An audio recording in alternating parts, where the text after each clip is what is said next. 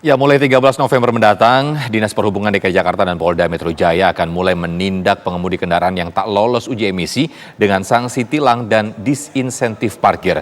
Untuk menghindari hal ini, setiap kendaraan yang usianya di atas 3 tahun harus melakukan uji emisi. Nah, bagaimana cara agar kendaraan lolos uji emisi? Informasi selengkapnya akan disampaikan oleh rekan Rizky Darmansyah. Rizky, silakan.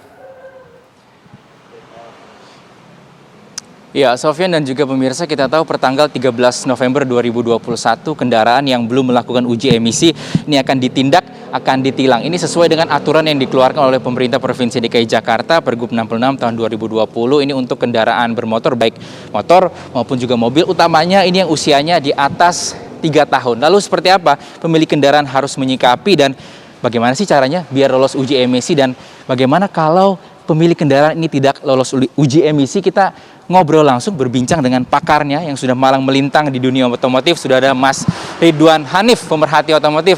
Assalamualaikum, selamat petang Mas Ridwan, apa kabar Mas? Waalaikumsalam, baik Mas, apa kabar? Alhamdulillah. Ini lagi ngapain? Tadi saya lihat lagi buka-buka kap mobil. Lagi ngecek hasil kerjaan detailing anak-anak kantor. Oke. Ini kita mau ngobrol-ngobrol soal tadi uji emisi yang harus diwajibkan di pengendara, kalau enggak per tanggal 13 November nanti sudah ditilang. Sebagai pemerhati otomotif, bagaimana menanggapinya Mas? Sebenarnya isu-isu kayak gini, maksudnya dari tahun lalu itu sering banget gitu. Oh, akan ada uji emisi, akan ada uji emisi, akan ada uji emisi, selalu begitu gitu. Tapi pada implementasinya ternyata nggak sebegitunya gitu. Nah, jadi kita lihat aja nanti bagaimana implementasinya. Apakah sama seperti sebelum-sebelumnya? Karena kan dari dulu selalu digaungkan tuh.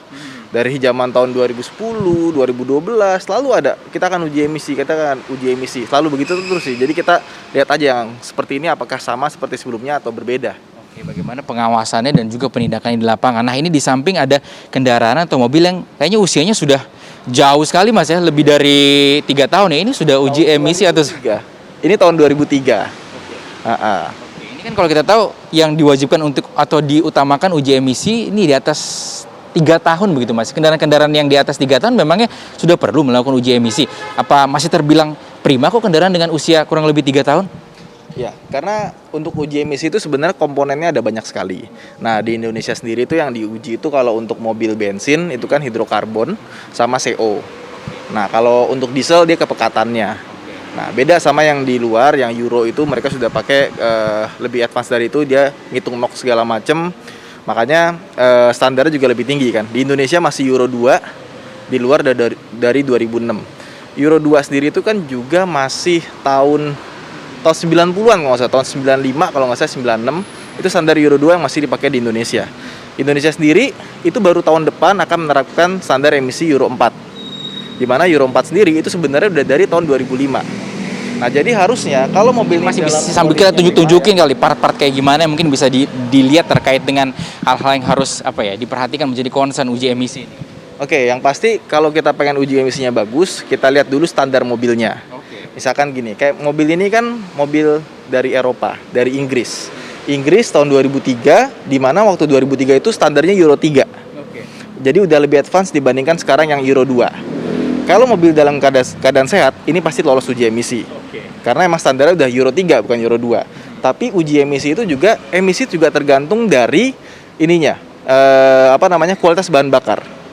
Kayak misalkan kita mau naik ke Euro 6, tapi kalau bahan bakar kita masih Euro 4, itu nggak akan bisa tercapai. Jadi bahan bakar itu pengaruh sekali. Nah, terus yang kedua, kondisi kesehatan mesin juga.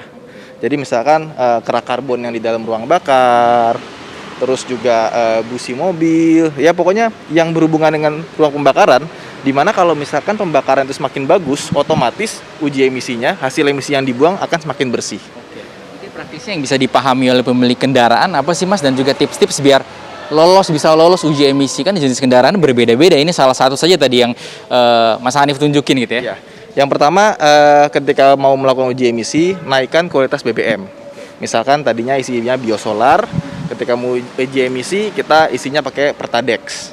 Nah, terus yang kedua, selalu ke bengkel resmi atau bengkel yang benar-benar memperhatikan kebersihan ruang bakar. kayak misalkan EGR-nya dan lain-lainnya itu mesti dibikin oke, jalan-jalan ya. Ya, jadi sebenarnya kalau misalkan mobil kondisinya prima, dia akan mengikuti standar emisi awalnya. Misalkan mobil ini gitu. Ini mobil dari Amerika ya kan? Kalau ini Amerika, tadi Eropa ya? Ini Amerika. Ini pasti udah masuk ke Euro 4 ya kan? Karena dijual juga di Eropa.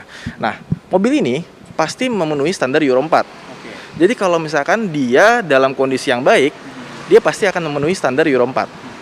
Kurang lebih seperti itu. Mas, berarti tidak perlu takut ya pemilik kendaraan, bukan berarti mereka usianya sudah lebih dari 3 tahun terus bingung nanti gimana nih kalau tidak lolos uji emisi. Aman, insya Allah aman. Yang penting gunakan bahan bakar yang berkualitas, dan yang kedua rawat kendaraan kita sebagaimana yang diberikan oleh pabrikannya.